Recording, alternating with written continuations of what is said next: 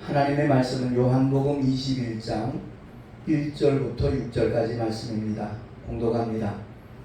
그 후에 예수께서 디베랴 바다에서 또 제자들에게 자기를 나타내셨으니 나타내신 일이 이러하니라. 시몬 베드로와 디두모라 하는 도마와 갈릴리 가나 사람 나다나엘과 세베대의 아들들과 또 다른 제자 둘이 함께 있더니 시몬 베드로가 나는 물고기 잡으러 가노라 하매 저희가 우리도 함께 가겠다 하고 나가서 배에 올랐으나 이 밤에 아무것도 잡지 못하였더니 날이 새어 갈 때 예수께서 바닷가에 서셨으나 제자들이 예수신 줄 알지 못하는지라. 예수께서 이르시되 얘들아 너희에게 고기가 있느냐 대답하되 없나이다. 가라사대 그물을 배 오른편에 던지라. 그리하면 얻으리라 하신대 이에 던졌더니 고기가 많아 그물을 들 수 없더라. 아멘. 기도하겠습니다. 사랑과 은혜가 풍성하신 살아계신 하나님 아버지 감사합니다. 하나님의 은혜 가운데 참으로 몽골 선교대회를 잘 마치고 이렇게 주일 예배로 주 앞에 영광 돌릴 수 있도록 은혜 주심을 감사합니다. 주의 말씀에 다시 한번 귀를 기울이는 복된 시간 되게 하셔서 성령께서 깨닫게 하시는 대로 결단하는 우리가 되게 할 뿐만 아니라 그대로 실천할 수 있는 순종하며 의지하며 나갈 수 있는 우리 모두가 되게 하여 주시옵소서. 전하는 자나 듣는 자가 다 함께 큰 은혜 있기를 간절히 바라오며 우리 구주 예수 그리스도 이름으로 감사하며 기도하옵나이다. 아멘. 오늘 말씀의 제목을 실패해서 낙심치 말라라는 제목으로 붙여봤는데 정말 언제나 우리와 함께 하시는 하나님이라는 사실을 우리는 평생 잊지 말아야 할 것입니다. 사실 현실의 문제 속에서 영향을 받지 않는 사람은 거의 없을 겁니다. 예수님의 12제자가 정말 공생의 기간 동안 언제나 주님과 함께 했습니다. 다시 말해서 주님이 전하시는 하나님의 생명의 말씀, 진리의 말씀으로 누구보다도 잘 무장했던 주님의 제자들이었습니다. 그러나 눈앞에 펼쳐진 십자가의 죽음의 사건을 보고 그들은 마음이 그야말로 낙심할 수밖에 없는 그런 상황이 되었습니다. 그 사건 앞에서 모두가 다 하나같이 실패하고 말았던 것입니다. 한 사람은 예수님을 팔았고 다른 사람은 뿔뿔이 흩어졌고 배반했고 또 한 사람은 수제자라는 이름에 걸맞지 않게 하찮은 계집종 앞에서 예수를 모른다고 3번씩이나 부인하는 그런 일생일대의 실패를 하고 말았던 것을 성경은 우리에게 증언하고 있습니다. 저와 여러분 인생을 살다 보면 누구나 다 실패할 수 있습니다. 좌절할 수도 있습니다. 낙담할 수 있고 주저앉아 있을 수도 있습니다. 그러나 그것이 어리석은 일이라는 것을 성경은 우리에게 말씀을 하고 있는 겁니다. 물론 제자들이 그 실패로 끝난 사람들이 아니라는 것을 성경은 우리에게 말씀하고 있잖아요. 실패한 제자들을 주님은 찾아오셨습니다. 부활의 산소망을 우리에게 안겨주신 그 주님은 직접 제자들을 찾아오셔서 지난날의 믿음을 회복할 수 있도록 도와주셨다는 것을 오늘 본문은 우리에게 분명하게 일러주고 있습니다. 주님을 처음 만났을 때의 장면들 잘 아시잖아요. 내 오른편에 그물을 내리라 말씀하셨을 때 그야말로 놀라운 일이 일어났잖아요. 그 일을 다시 한번 떠올리도록 되새길 수 있도록 우리 주님이 역사하시는 것을 보게 됩니다. 큰 문제 앞에서 그들은 판단력도 잃어버렸어요. 분별력도 잃어버렸어요. 그렇게 오랫동안 함께 동거동락하셨던 주님이 옆에 서 계시지만 주님을 알아보지 못했습니다. 우리 인생은 누구나 다 그러한 약점을 가지고 있어요. 문제가 크게 보이면 해답이 보이지 않는 겁니다. 그래서 주님이 질문을 먼저 하시잖아요. 얘들아 너희에게 고기가 있느냐? 그래서 그들이 현실을 그대로 보고하죠. 굉장히 중요합니다. 내 현 상태를 주님 앞에 아뢰는 것, 이것을 주님은 원하십니다. 소경 거지 바디메어에게 주님이 질문하신 건 뭡니까? 내가 내게 무엇하여 주기를 원하느냐? 예, 보기를 원하나이다. 그렇습니다. 우리의 사정을 그대로 아뢰는 것 대단히 중요합니다. 그래서 이 제자들이 한 마리도 잡지 못한 그 현실을 고백했을 때 주님이 말씀하잖아요. 그물을 배 오른편에 던지라, 그리하면 얻으리라. 그 말씀을 듣고 그대로 순종하는 제자들의 모습, 바로 이것이 필요하다는 것이죠. 처음 만났을 때는 주님이 그렇게 말씀하셨잖아요. 깊은 데로 가서 그물을 내리라고 했어요. 그 어부의 상식으로는 있을 수 없는 일인데 그 말씀에 의지하여 그물을 내렸더니 그물이 찢어질 정도로 고기가 잡혔던 것을 그들은 금방 떠올렸겠지요. 그래서 우리 모두가 신앙생활 하면서 실패할 수 있어요. 택시 정도 하다 보면 그전에 열심히 다녔대요. 그러다가 교회를 떠난 사건들이 있더라고요. 그것을 저는 항상 상기시켜 줍니다. 속은 거라고. 우리는 목사님이나 장로님들이나 성도들을 보면서 신앙생활 하는 것이 아니라 오직 우리 영혼을 구원하시기 위하여 십자가에서 피 흘려 죽으시고 사흘 만에 부활하신 예수 그리스도, 그 주님을 바라봐야 된다고. 그리고 아울러 저는 설명합니다. 내 이성으로 주님을 바라보는 것도 좋은 일이지만 그보다 더 중요한 것은 성령으로 그 주님을 볼 수 있어야 된다. 성령 하나님이 내 안에 와 계시다는 사실을 끊임없이 기억을 하고 그 주님을 바라보고 신뢰하며 그리고 의지하여 나갈 때 우리는 저 천국까지 무사히 도달할 수 있다 하는 것을 알려주시오. 그러면 대다수의 성도들은 참 감사합니다라는 얘기를 하면서 유튜브 꼭 한번 챙겨볼게요. 그런 대답을 하더라고요. 사실 이번에 몽골 갔다 와서 유튜브 동영상 지난주에 올렸던 것을 보니까 절반으로 뚝 떨어졌다고요. 그래서 택시 전도를 중단해서는 안 되겠다. 끝까지 복음을 전하면서 정말 하나님이 맡겨주신 사명을 감당할 때 주님이 역사하신다 하는 것을 깨닫게 되더라고요. 그렇습니다. 주님은 언제나 지쳐있는 영혼들을 찾아오십니다. 찾아오셔서 위로하시고 정말 영원한 하늘의 산소망을 안겨주시기를 원하시는 분이 살아계신 우리 주님, 부활의 첫 열매 되신 예수 그리스도이신 줄로 믿습니다. 그러니까 우리는 그냥 갈급한 심령으로 사모하면 되고요. 그 주의 은혜를 받아들이기만 하면 되는 것입니다.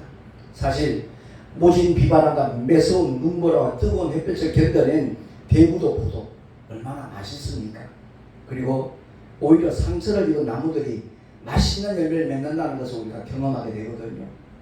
잘 알다시피 아름다운 진주가 고통 가운데서 생겨나듯이 때로는 고난이 유익이라는 사실을 우리는 기억해야 될 줄로 믿습니다. 물론 세상의 법칙은 강한 자가 승리합니다. 그렇지만 기독교 신앙은 그렇지 않다는 것을 우리가 깨달아야 될 것입니다. 오히려 하나님께서는 약한 자를 들어서 강한 자들을 부끄럽게 한다라고 고린도전서에 말씀하고 있잖아요. 그렇습니다. 다만 주님을 의지하는 믿음이 있는가 없는가, 거기에 따라서 결과는 달라질 수 있을 것입니다. 잘 아시다시피 다이아몬드가 얼마나 값비싼 보석입니까? 근데 그 다이아몬드가 어떻게 결정체가 만들어지는가? 가장 큰 압력하에서 생겨나는 보석이라는 것이 증거가 됐지 않습니까?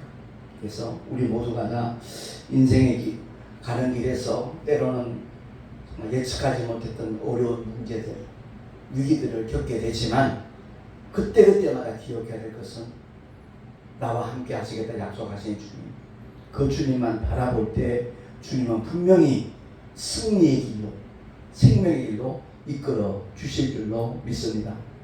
이 제자들에게 주님이 분명히 미리 말씀하신 약속의 말씀이 있거든요. 요한복음 16장 32절 33절에 보면 보라, 너희가 다 각각 제 곳으로 흩어지고 나를 혼자 둘 때가 오나니 벌써 왔도다. 그러나 내가 혼자 있는 것이 아니라 아버지께서 나와 함께 계시느니라. 이것을 너희에게 이르면 너희로 내 안에서 평안을 누리게 하려 함이라. 세상에서는 너희가 환난을 당하나 담대하라. 내가 세상을 이기었노라. 아멘. 주님이 십자가 사건이 일어나기 전에 미리 제자들에게 일러주셨어요. 거기서 강조하신 메시지는 다른 건 아닙니다. 너희가 다 뿔뿔이 흩어지고 나를 혼자 두는 것 같지만 나는 혼자 있는 것이 아니다.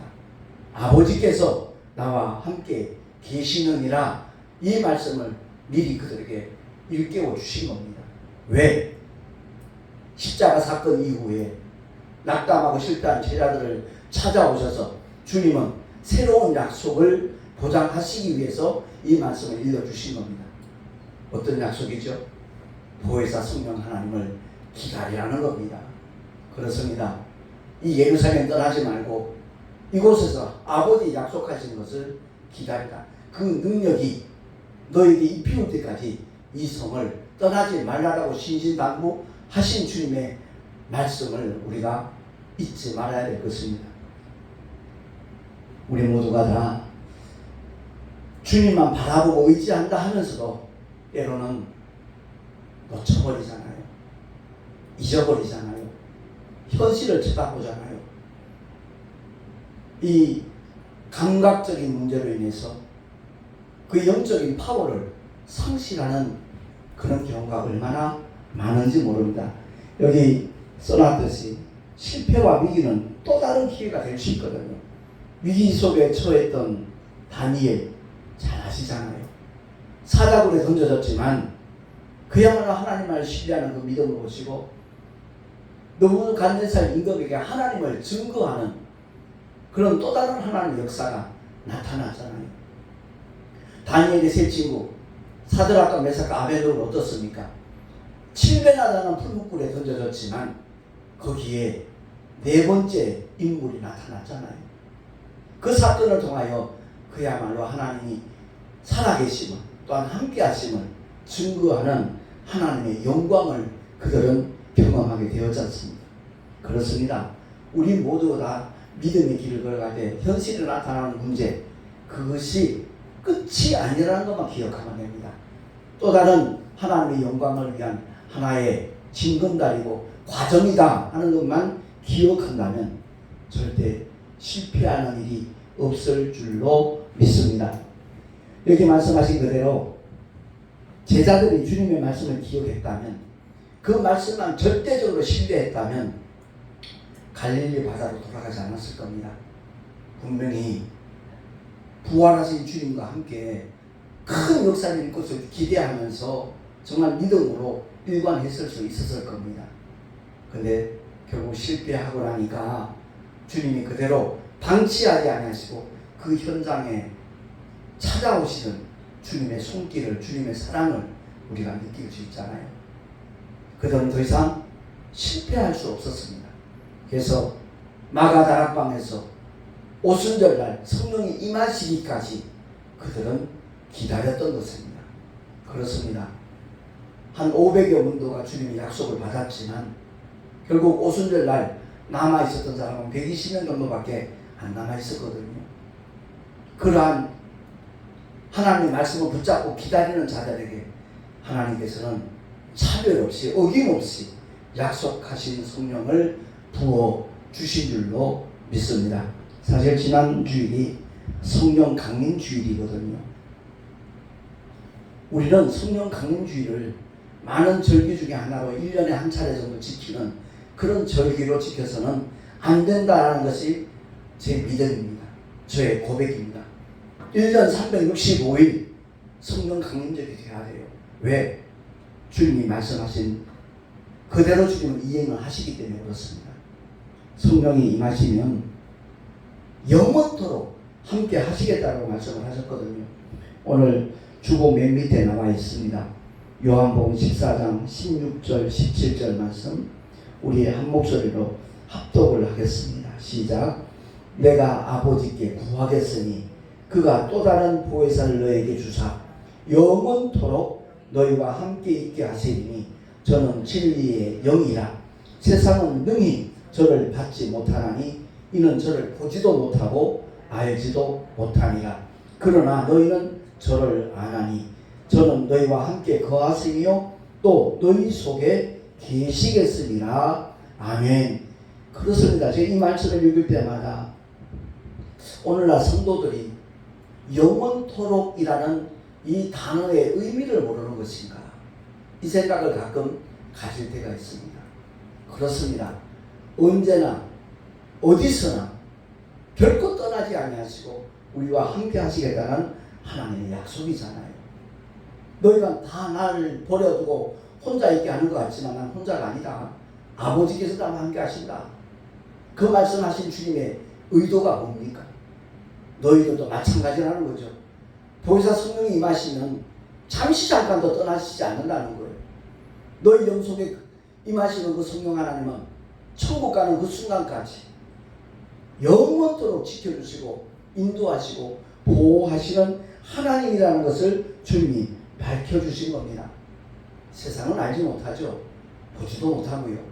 그러나 너희는 저를 아나니 라고 주님이 일러주시면서 저는 너희와 함께 거하시며 또 너희 속에 계시겠습니다. 저와 여러분의 영 안에 예수의 보혈로 죄사받은 거룩한 영혼이 되는 순간, 그리고 성령 하나님을 사모하며 구하는 순간 성령 하나님은 임하신다는 사실을 확실히 믿으시기를 예수 이름으로 축원합니다. 그 하나님을 왜 잊는지 모르겠어요. 왜 잊어버리는지 모르겠어요. 단어의 의미를 몰랐으니까, 하나님의 약속을 믿지 못했으니까 그런 생각을 갖게 됩니다. 정말 주님만을 바라보고 의지한다면 낙심할 이유가 없거든요. 불안할 이유가 없거든요. 염려할 이유가 전혀 없거든요. 그래서 주님이 너에게 평안을 주노니 하는 이 말씀의 의미가 정말 사실 그대로 이루어지는 주님의 신실하신 약속이고 진리로구나 하는 것을 경험하는 사람, 복 있는 믿음의 사람인 줄로 믿습니다. 우리 모두가 다 주님이 맡겨주신 사명을 바라보고 정말 그 사명 감당하기를 간절히 사모한다면 주님이 함께 하실 뿐만 아니라 도와주신다는 것을 우리는 경험하게 될 줄로 믿습니다. 사실 이번에 일주일 동안 몽골 땅에 가서 저는 딴 것보다도 잠자리가 너무 불편했어요. 그 계획에 보니까 4인이 이렇게 잠을 자면 딱 좋겠다 싶을 정도의 공간이었거든요. 그래서 교회 뒤편에 소파가 하나 놓여 있더라고요. 우리 한 10년 전, 20년 전쯤에는 가정마다 좀 하나씩 있었습니다. 법한 아주 짙은 주황색의 3인용 소파가 맨 뒤에 하나 놓여 있더라고요. 그래서 저 자리를 내가 내 잠자리로 써야 되겠다라고 마음을 먹고 이제 거기서 이제 여러 날 지낸 거지요. 편하게 잤어요. 근데 그 공간이 좁다 보니까 움츠리고 자야 되고 쪼그리고 자야 되고 그러니까 굉장히 몸이 사실은 힘들었거든요. 순간순간 주님께 의지하면서 그날 잘 일정을 마칠 수 있도록 하나님의 도우심을 받았는데, 귀국을 하고 나니까 긴장이 풀려 탓인지 온몸이 그냥 녹초가 된 것 같더라고요. 흔히들 그러잖아요. 파김치 된 기분이었어요. 그리고 무엇보다도 양고기, 염소고기, 말고기, 그 고기 굽는 냄새가 저한테는 참 힘들었었어요. 그래서 일주일 동안 지내면서 제일 생각나는 게 컵라면이었어요. 그래서 어제 집에 오자마자 아내와 함께 컵라면 하나씩 먹고, 오늘 아침에 참 택시도 나가야 되는데 새벽 3시에 눈을 떴어요. 근데 도저히 움직일 수가 없는 거예요. 조금만 더 쉬자. 그리고 또 잠이 들었는데 눈을 떴더니 5시 반이 된 거예요. 이제 가야 되겠다, 나가야 되겠다 생각을 하고 일어났는데 몸이 말을 안 들어요. 그래서 일단 샤워부터 하자고 샤워를 하고서는 나가려니까 또 배가 출출해서 기왕이면 컵라면 하나 더 먹자 싶은 마음에서 아침에도 컵라면 하나 먹었더니 조금 기운이 나더라고요. 일주일 동안 운전대 놨던 상황이니까 조금 마음에 부담도 되고, 그럼에도 불구하고 참 주님이 맡겨주신 사명을 감당해야지. 왜냐하면 벌써 6월달 가운데 3일을 일을 못한 거니까 정말 하나님께서 맡겨주신 사명이 힘들어도 나가자 하고 나갔어요. 나가자마자 콜이 떴는데 서울의 삼성병원에 안병동에 가는 손님이 콜을 한 거예요. 가면서 대화를 나누는데 모태신앙이에요. 근데 지금 현재 교회 생활은 제대로 하고 있지 못하다라는 고백을 하더라고요. 그래서 그분과 한 30분 이상 이렇게 대화를 하면서 목사님 정말 힘든 사역 하시네요. 고난은 많으시겠어요. 그러면서 유튜브를 꼭 보겠다라는 대답을 하더라고요. 그래서 저 나름대로 고난도 느꼈지만 사실 산학금의 부담감이 컸었는데 한 3분의 1 정도 이렇게 해결이 되고 나니까 아 그렇구나.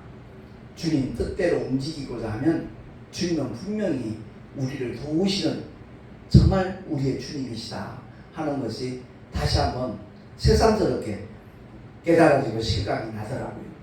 그렇습니다. 우리는 내가 원하는 대로, 내가 바라는 대로 모든 일들이 펼쳐질 것이다 생각하면 안 되는 그런 착각이지요. 때로는 원치 않는 그런 상황에 부딪힌다 할지라도 주님이 내게 원하시는 바가 무엇인가, 하나님의 뜻이 무엇인가, 그 일을 감당하기 위해서 우리가 결단하고 움직이기만 한다면 전혀 생각지도 않은 그러한 손길로 하나님이 역사하신다는 것을 우리가 경험하게 되어지는 것입니다. 오늘 본문의 말씀을 통해서 여러 제자들이 함께 있을 때 베드로가 맨 먼저 그 말을 했잖아요. 나는 물고기 잡으러 가노라.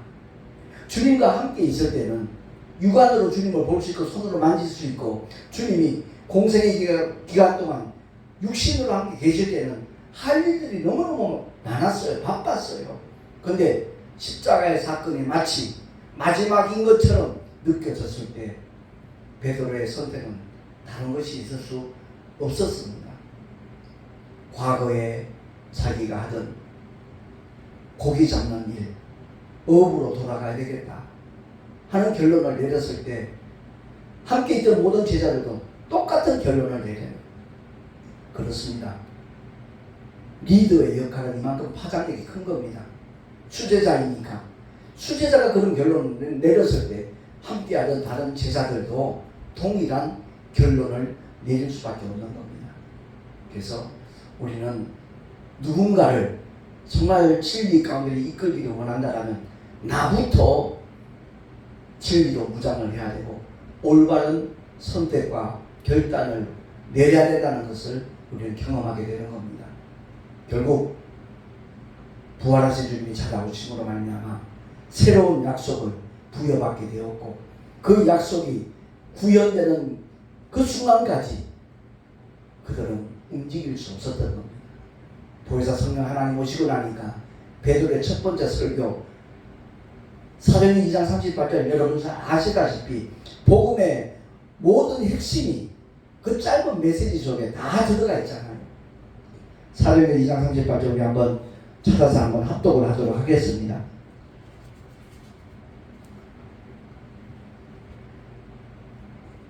저희가 이 말을 듣고 마음에 찔려 베드로와 다른 사도들에게 물어가로되 형제들아 우리가 어찌할꼬 하거늘 38절 시작 베드로가 가로되 너희가 회개하여 각각 예수 그리스도의 이름으로 침례를 받고 죄 사함을 얻으라 그리하면 성령을 선물로 받으리니 아멘. 이 한 절 속에 복음의 중요한 핵심된 내용은 다 들어가 있는 겁니다. 첫째는 회개잖아요. 회개하지 않고는 결단코 천국을 볼 수 없습니다. 물과 성령으로 거듭나지 않고는 결단코 천국에 들어갈 수 없다는 것을 주님이 선포하셨잖아요. 그 회개가 뭐냐? 회개의 결과가 뭐냐? 회개에 따른 우리의 행동이 무엇인가? 바로 예수 그리스도의 이름으로 침례받는 겁니다. 각각이에요. 가족의 어떤 대표가 예수 믿고 구원받았으니까 그 가족 덩달아 천국 들어갈 수 있는 하나님의 약속이 없어요.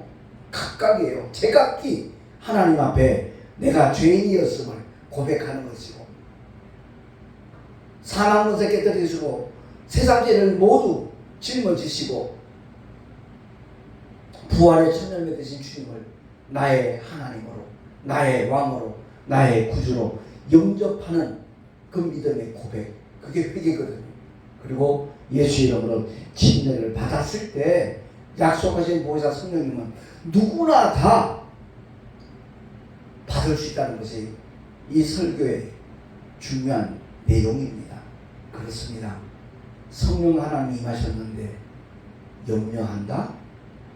성령 하나님이 임하셨는데 두려워한다?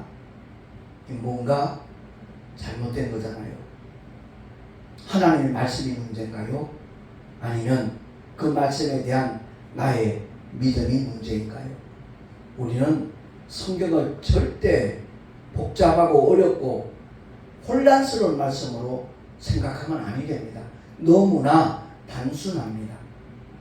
말씀하신 그대로 받아들이면 돼요. 구원에 확신이 있어야 천국 간다? 그 말로 얼마나 많은 사람들을 미혹했습니까? 그 이단들의 특성이거든요. 자기네 단체, 자기네 그 모임에 소속이 되어야 구원받을 수 있다. 너 언제 구원받았냐? 몇 날, 몇 시, 몇 분이냐? 어디냐?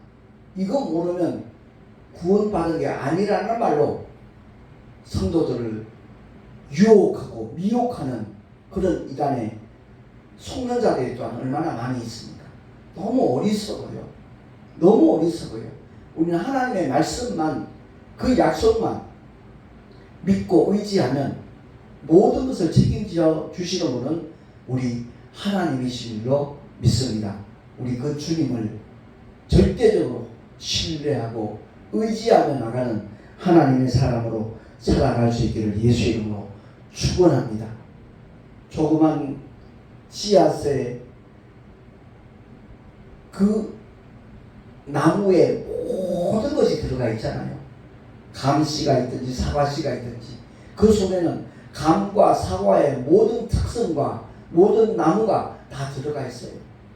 그걸 심어놓고 싹이 나고 그야말로 잎이 피고 꽃이 피고 열매 맺으면 똑같은 그 사과나 감의 열매가 맺어지듯이 복음의 씨앗, 그 복음 안에는 하나님의 나라가 다 들어가 있잖아요. 그래서 복음을 전하자는 겁니다. 만나는 모든 사람들에게 예수 이름을 전하면서 하나님의 사랑과를 거부하지 말고 다 받아들이자고 권면하는 것이 전도이거든요. 그래서 아무쪼록 우리 모두가 다 복음을 널리 뿌릴 수 있는 하나님의 사랑으로, 내가 삶의 현장에서 현재 실패의 그런 자리에 있다 할지라도 낙심하지 말고 주님께 내 사정을 아뢰고 하나님의 긍휼과 은혜를 구하기만 한다면 내 안에 와 계신 성령 하나님께서 새 힘을 주시고 능력을 주시고 반드시 승리할 수 있는 그런 생명의 길로 이끌어 주실 줄로 믿습니다. 우리 모두가 다 하나님을 절대 신뢰하는 믿음의 사람으로 살아갈 수 있기를 예수 이름으로 축원합니다. 기도하겠습니다. 하나님 아버지의 은혜를 감사합니다. 잠시 증거된 하나님의 말씀이 우리의 신비에 새겨지게 하시고 진리의 영진 성령 하나님께서 그 말씀의 모든 은택과 능력을 온전히 경험할 수 있도록 주님께서 역사하시고 보증하여 주시옵소서. 우리 구주 예수 그리스도 이름으로 감사하며 기도하옵나이다. 아멘. 교회 소식 주보를 참고하시기 바랍니다.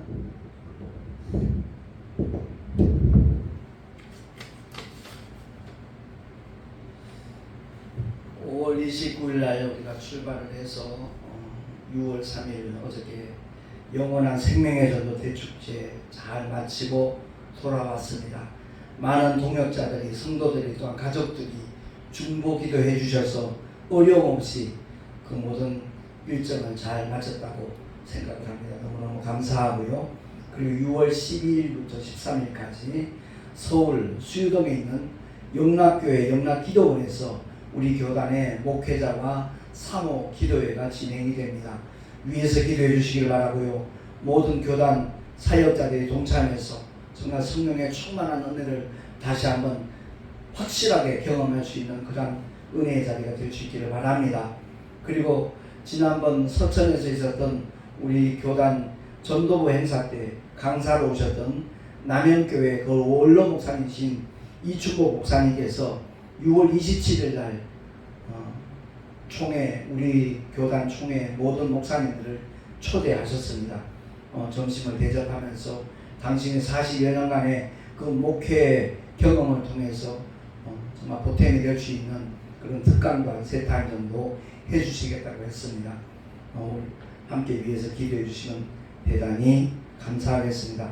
이번에 제가 몽골을 갔다가 정말 하나님의 역사는 놀랍다는 것이 경험되는 것이 깨달아지는 것이 거기 현지 선교사 현재 담임 목사로 심호하시는 그 목사님이 한국 땅에서 한 12년 사셨더라고요.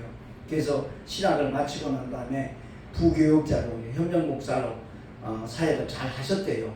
근데 갑자기 몽골로 가겠다는 얘기를 하기에 연합기독교방송 박찬희 목사님이 너무 놀랐대요. 아니 왜 그러냐 그랬더니 조국을 사랑하는 마음으로 간다는 말을 하는 바람에 무척 감동을 받으셨대요. 그래서 하나님께서 그 마음을 연락을 하시고 작년에 이렇게 교회를 건축할 수 있도록 소천하신 한 권사님을 통해서 이렇게 마중물이 되는 헌금을 하셨고 또 합동 교단에서 교단 차원에서 또 이렇게 힘을 실어줘서 교회를 건축할 수 있도록 하나님이 역사하셨더라고요. 그래서 정말 우리의 마음이 무엇보다도 중요하다. 더더구나 6월은 호국의 달입니다. 나라와 민족을 위해서 늘 기도하는 우리 모두가 될 수 있기를 바랍니다. 우리가 그 현장에 가서 정말 집회를 마치고 난 다음에 그 마을에 돌아다니면서 나눠준 전도지예요. 제가 하나 기념으로 일부러 갖고 왔습니다. 한국 땅에서는 누가 전도한다고 붙잡아 가는 사람 없거든요. 그런데 베트남이나 몽골도 되게 어느 정도 제약은 있는 것 같더라고요. 그럼에도 불구하고 복음을 전하는 그들의 순수한 열정과 마음이 참 부러웠습니다. 우리 모두가 다 하나님 기뻐하시는 일에 매진할 수 있는 하나님의 사람들이 되면 참 좋겠다는 마음을 다시 한번 가졌습니다. 드린 예물 위해 봉헌 기도하고 축도로 예배를 마치겠습니다. 사랑과 은혜가 풍성하신 하나님 아버지 감사합니다. 우리의 심령 속에 복음의 씨앗이 뿌려졌기에 이와 같은 신앙생활도 할 수 있다는 것을 깨닫게 되고 또한 전도의 반열에까지 동참하게 된다는 사실에 너무나 감사한 마음으로 주님 앞에 11조와 헌물을 드렸습니다. 주님 기쁘시게 흠양해 주시고 아버지의 뜻대로 사용될 수 있도록 역사하여 주시옵소서. 드린 손길들마다 복되게 하시고 그들의 삶의 현장에 주님이 함께 하시는 믿음의 증거가 정말 확실하게 보여질 수 있도록 주님 역사하여 주시옵소서. 우리 구주 예수 그리스도의 이름으로 감사하며 간절히 축복하며 기도하옵나이다. 아멘. 이제는 우리 구주 예수 그리스도의 크신 은혜와 하나님 아버지의 영원하신 사랑하심과 보혜사 성령 하나님의 내주교통 역사하시니 참으로 영원히 우리와 함께 하시는 하나님이심을 깨닫고 결코 실패의 자리에 주저앉아 있지 않으리라 결단한 하나님의 사람들 머리 위에 그 가정과 자녀들과 경영하는 모든 일들과 또한 삶의 자리 위에 뿐만 아니라 주께서 비록 앞서 세우신 주님의 모든 교회들 위에 또한 몽골 영원한 생명 그리스도 교회 위에 지금으로부터 영원토록 함께 있을지어다. 아멘.